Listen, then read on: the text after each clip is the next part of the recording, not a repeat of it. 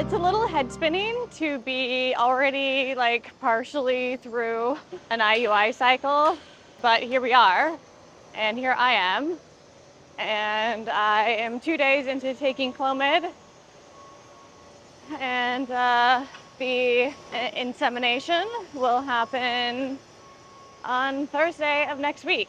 So I booked all my acupuncture appointments, started my red light therapy, which is wonderful. You know, making my fertility smoothies again, getting my eggs in the morning, just kind of really dialing everything in. I am basically doing a mini egg retrieval. Well, it's the same process as an egg retrieval. I'm taking the same medications, Clomid and gonal, but instead of an egg retrieval at the end, I am going to be doing an IUI. This part of the process is at the beginning of the cycle, whereas the implantation part of the process is in the middle towards the end. And also the last 2 implantations have been fully medicated. So I've had longer cycles before just starting right back in to the medication as opposed to this time. But I could have used a break. And you know, the thing that's making me not take a break and keep pushing through this is my age. And maybe not even my age, but the fear mongering about my age. I talked about this in some of my other videos. I'm 44 years old. I'll be 45 later this year. Obviously, that's how it works. And you know, after 45, nobody even studies women's fertility anymore. You're just like in this group that is basically, you know, closer to menopause than anything else. And I've almost felt this way this entire process. I felt like I'm right on the edge of losing my fertility, because even when I was 40, that's how I felt. Technically, you know, you start the countdown to the end of the biological clock at age 35. So even at 40, I was like, wow, I'm really at the edge of my fertility life cycle here. I should, you know, keep this moving and keep things going. That's how I felt then, and it's only just intensified every single time I have a birthday. And now I'm really like, this is really the end. That's why I am pushing myself to just keep going, you know? So I will keep pushing on, and I'll probably check back in tomorrow. See you then.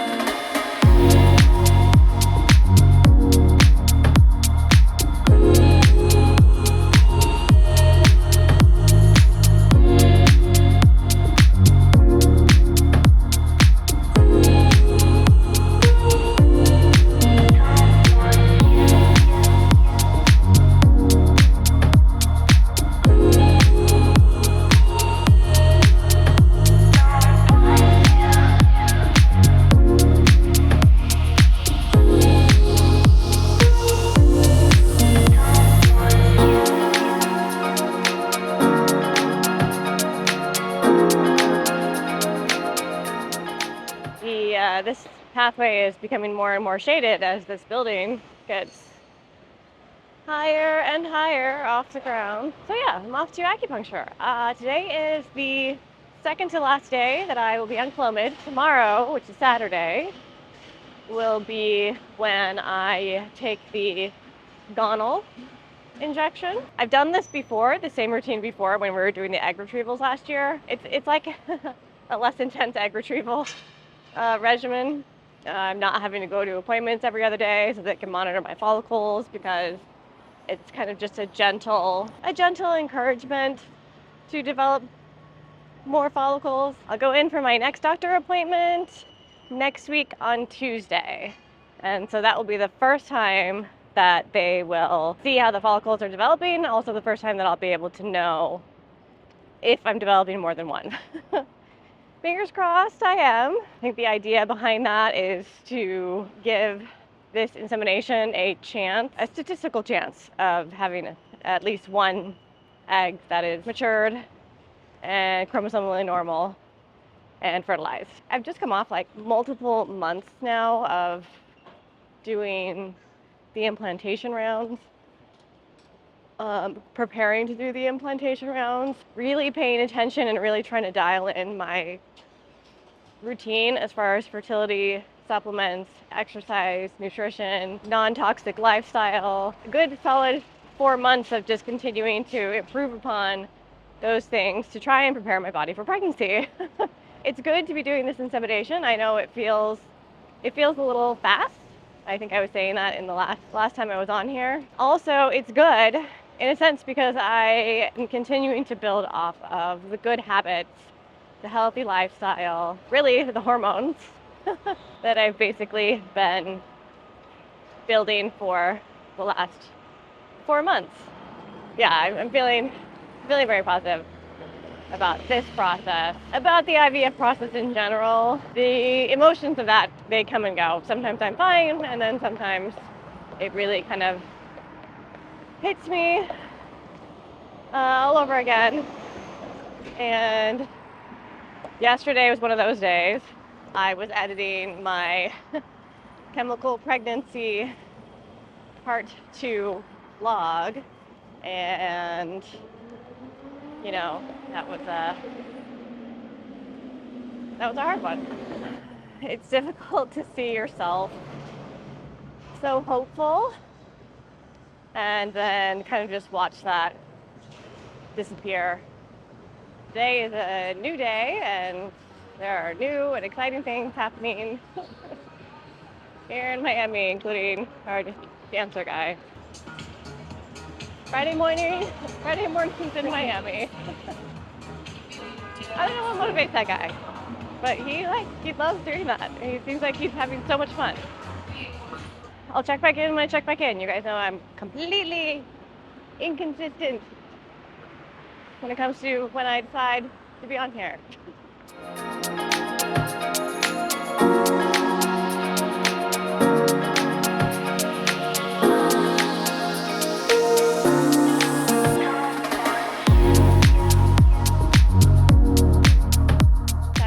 The Tuesday before Loveburn, which I usually do a video about that, but I haven't really been super excited about going this year because my life has been overtaken with IVF, and I'm still in the middle of a round of fertility treatments. Yes, so it's a Tuesday, and I am walking home from work. I wanted to catch you up on where I am in my cycle. Not a lot's been happening. I did the Clomid, I did the shot of gonal, and then that was it. I haven't taken any medications for the past 2 days. And today I went in for my checkup to see how things were going in there, and they're going well. My ultrasound tech said that she seemed very pleased with the progress I was making. I have 5 follicles, which is good for me. She said when we first started, I only had 2 and they were very small. And now I have 5 and they're pretty decent sized. Had to wait for the doctor, see what she thought about the sizes of them. They still need to grow a little bit more. So they're all around the same size actually. They're all around whatever unit of measurement they use to measure them. They're all around 10. And I think you want them to get them between 15 to 18 before you trigger. So we're gonna wait a couple more days. If they'd been ready, I would have triggered tonight and we would have done the insemination on Thursday. But since they are not ready, I'm gonna go back in on Thursday. They're gonna check them again, see if they are at the right sizes, and then we would trigger probably that day. So that's great, actually. I am very pleased with the fact that they are all around the same size. In the past, when I've done an egg retrieval round, they were all different sizes. And I contribute that to the cumulative effect of the acupuncture that I've been doing for the past 4 months now, as well as the supplements, the better nutrition, and the red light therapy that I have been doing. That is the new therapy that I have added to this cycle. I just got my red therapy light panel less than 2 weeks ago, and but basically for the entire time that I was on Clomid, I was doing red light therapy as well to my abdomen with the near infrared light, which is the light that penetrates deeper, and has shown some good initial results to improving fertility. And ladies, it's a great excuse to buy yourself a nice red light therapy panel that you can also use for your face, which is also what I'm doing. You gotta hang on to the good stuff when you're in this process. Like, how can I treat myself better? And just really like grab onto those things and take advantage of them, because now is the time. And honestly, like, you're going through so much that you have to treat yourself too. You have to treat yourself well. Otherwise, this is a really, really tough journey. So that is that's my advice for today. Get a red light therapy panel. But yeah, so that's the update for today. I will know more on Thursday. It would be amazing. I mean, I'm assuming that I will probably lose 1 or 2 as they continue to grow, because that's just what happens. It'd be amazing on Thursday if they were all still there. If 3 are still there by the time we trigger, I'll be happy. I feel like that would be a very good, solid chance. Very good, solid chance of having something actually turn out. So I'm feeling very hopeful, but I have not lost sight of the fact that I'm still 44 years old.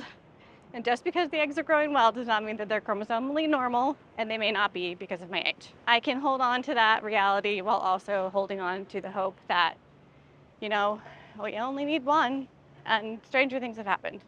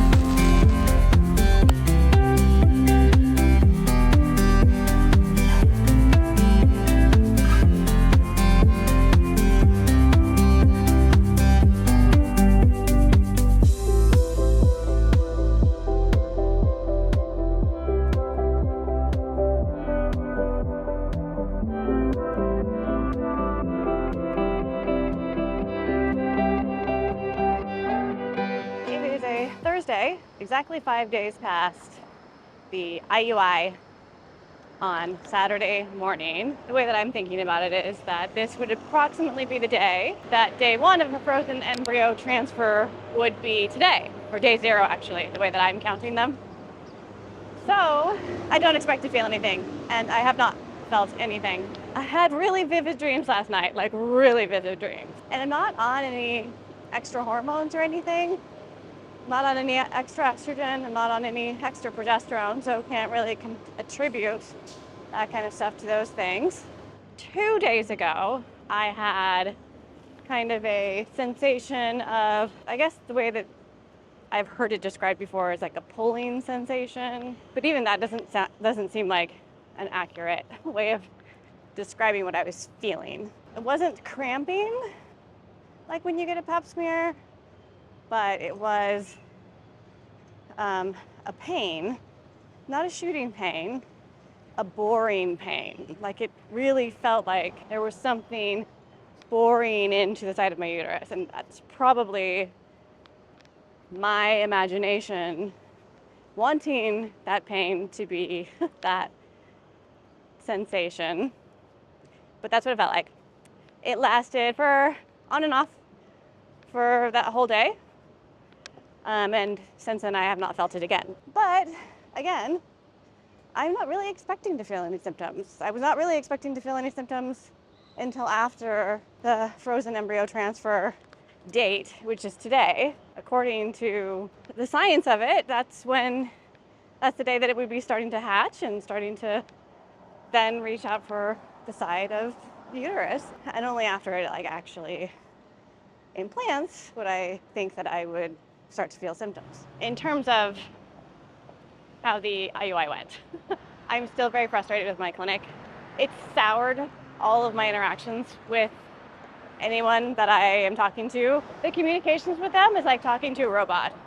There's no, we're so sorry. There's no, please, could you? There's no, we understand. There's none of that. It's just statements.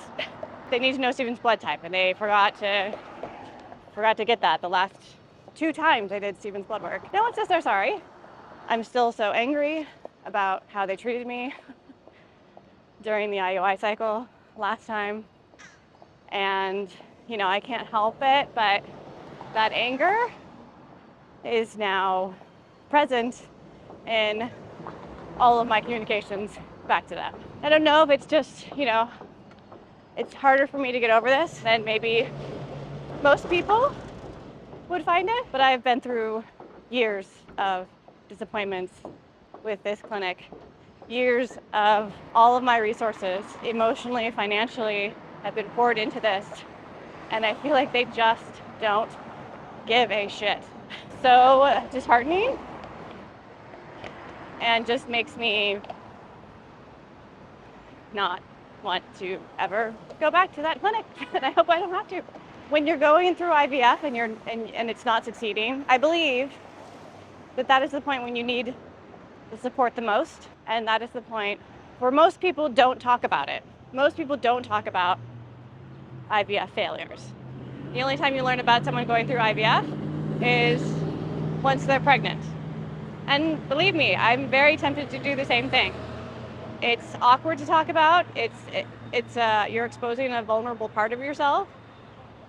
And I don't necessarily know how I will emotionally respond to any response to that that's not positive.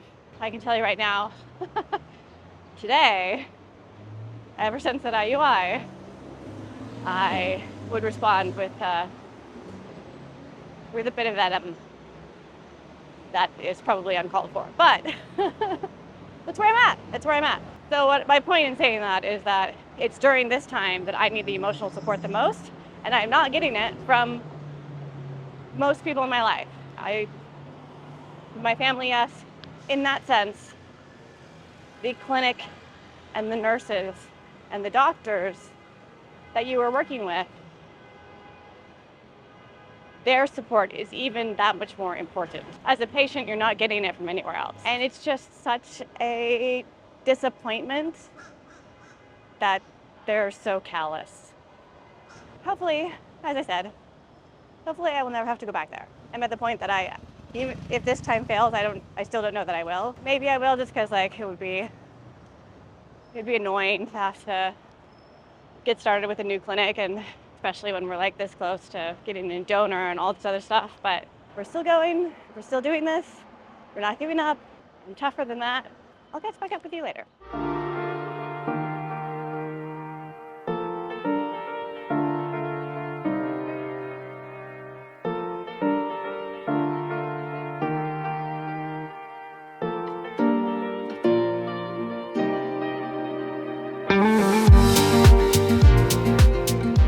I am fully aware that the IUI success rate is one of the lowest in this whole process. I went into this wanting to do something to increase my chances of being pregnant, knowing that basically the biggest plan is finding new donor eggs. So this cycle is more about just continuing to try and not giving up than it is about actually, do I actually think this is going to work? If it works, I really think it would be a miracle. And then they have to do a progesterone blood test today also. I didn't realize that was a part of the IUIs. And then my pregnancy test isn't until a week from now. Over a week from now, which seems so far away when you're used to the frozen embryo transfer 10-day wait. If I do end up getting pregnant, then that's a 100% certainty that my egg quality has improved. Not the quantity, but nothing's going to improve that. But for sure the quality. We're again looking for peace of mind here. I needed the peace of mind of going through the 3 egg retrievals prior to using donor eggs. I needed the peace of mind of doing that first. And I got that. And now that both donor egg cycles have failed, I need the peace of mind of trying again with my own eggs while I still have them. Now that I've been on such a journey of trying to improve virtually everything in my life, I need the peace of mind of trying that way. And so that's what the cycle is for, which is great. But based on the stress of this last cycle, I'm very inclined to take a break after it. So we might get like one more IUI cycle in before we start back with the donor eggs, maybe two. We're not out of the woods yet. I wasn't feeling anything, nothing at all. I kind of knew that it hadn't worked, mostly because like my boobs never got sore. So I was just kind of living my life normally. I just kind of knew I was out, and I got my period. So that's that. First IUI cycle ended with very little to report on. It was nice to have an opportunity to try with my own eggs. I felt like we got some pretty good results as far as egg growth, follicle growth. But you know, the egg quality is obviously still not where it needs to be. This month we were taking a break from doing any kind of medical assistance with fertility. Part of the reason why is because of how stressful dealing with this fertility clinic has been for me. I can't tell you how excited I am to like not have to interact with them for a month. Like I said, my doctor's great, but I rarely get to see her. Usually when I do, it's because she's giving me bad news, but she's at least like caring about it. But everybody else is just so clinical, and I suppose that's just how the medical community is in general. It just makes you feel even more alone in the whole process. I did ask if I could take the Clomid medication while I was on the cycle, and then Stephen and I would just try naturally on Clomid. And my doctor graciously said that even though the success rates of timed intercourse with Clomid is even lower than the IUI with Clomid, she said it was up to me whether or not I wanted to do that.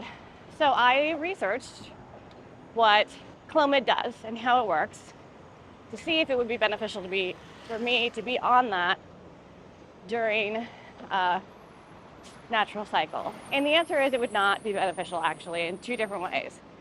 So Clomid makes your body think that you're not making enough estrogen. So then your body overproduces the estrogen, and that's why you get additional follicles. But the other thing that the overproduction of estrogen does, it decreases your uterine lining. So your uterine lining, where the embryo needs to implant, is typically thinner during a Clomid cycle. So that's going to decrease chances of fertility. But the biggest reason why I decided not to do it was because Clomid will also reduce the amount of cervical mucus in your uterus and vaginal area. It's kind of funny to be talking about all this kind of stuff while people are walking by, but anyway. And if you don't know, the cervical mucus is what the sperm need to swim through in order to reach the fallopian tubes and the egg. So decreasing the cervical mucus reduces the ability of the sperm to reach the egg. Then, if a sperm happens to reach the egg, the smaller uterine lining reduces the chance of an embryo implanting. So that is why the success rates are higher when you actually do the IUI, the artificial insemination, because without the cervical mucus, the IUI just deposits the sperm right where they need to be, so they don't really need to swim that far to get through the egg. That's why it works. It really doesn't make sense to be on Clomid during a natural cycle because while you might be getting more eggs, you're reducing the chance of those eggs being able to implant or even be fertilized in the first place in two different ways. So I opted to not do any medication this cycle. It's going to be completely natural. I feel like that's the right decision for me. I feel good about that decision. You got to take a break during this stuff, otherwise it can drive you crazy. So I will see you in the next vlog.